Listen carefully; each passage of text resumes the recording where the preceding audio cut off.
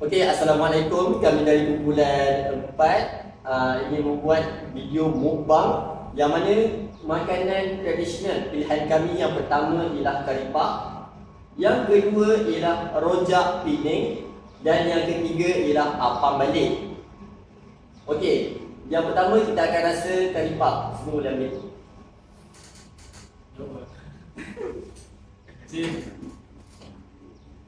Bismillah.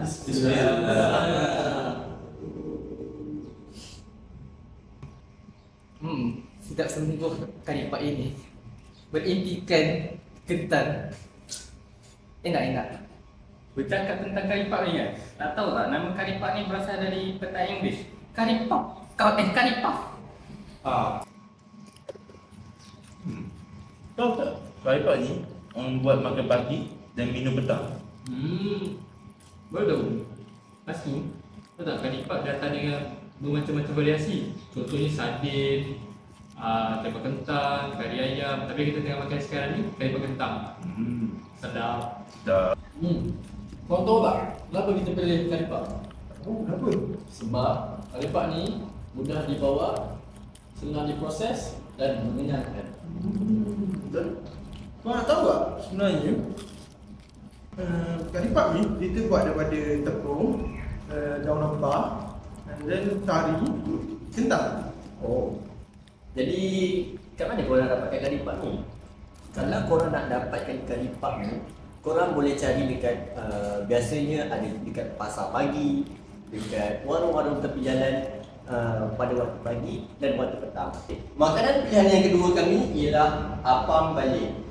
Jom makan. Ini apam balik. Apam balik berasal daripada komuniti Cina, yang mana ia berasal daripada kuih banjian kuih. Tetapi sekarang apam balik telah menjadi makanan warisan tradisional negara kita, iaitu negara Malaysia. Korang nak tahu tak apa keunikan apam balik ni? Apam balik dia unik dengan tekstur dia yang lembut, lepas tu rasa manis dan lemak dia. Fakta menarik untuk apam balik ialah sekarang apam balik ada dua variasi. Variasi yang pertama ialah yang apam balik yang lembut macam tengah makan sekarang, dan satu lagi yang jenis nanguk, dia nipis. Apam balik ni selalunya senang dia dah mati, kerana ada di pasar malam, di tepi-tepi jalan, dan juga selalu ada juga di wedding. Tahu tak, apam balik ni buat daripada banyak bahan-bahan. Antaranya tepung, kandang tanah, gula.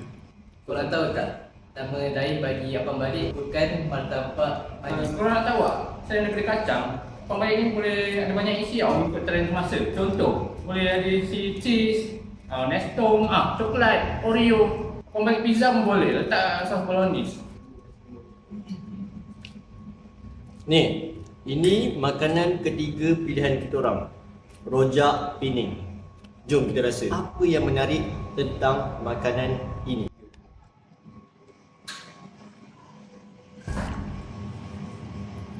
Tahu tak, rojak ni banyak tempat kita boleh cari.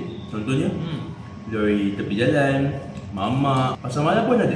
Lepas tu, nama serojak ni dikenali sebagai rojak kuih, pas sembok dan juga rojak mamak. Nampak kuah rojak ni?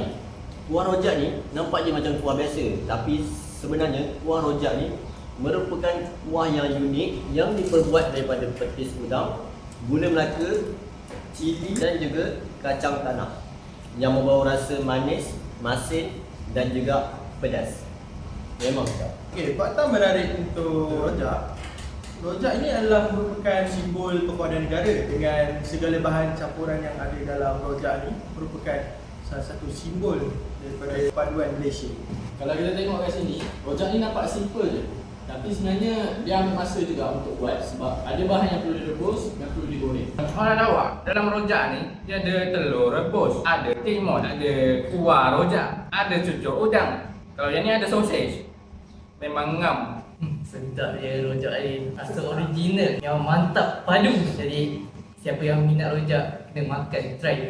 Apa yang saya pelajari ialah saya dapat tahu yang di Malaysia terdapat pelbagai makanan yang unik yang tidak pernah saya cuba sebelum ini. Apa yang saya pelajari tentang makanan tradisional ni adalah saya dapat belajar budaya-budaya makanan daripada seluruh kaum di Malaysia.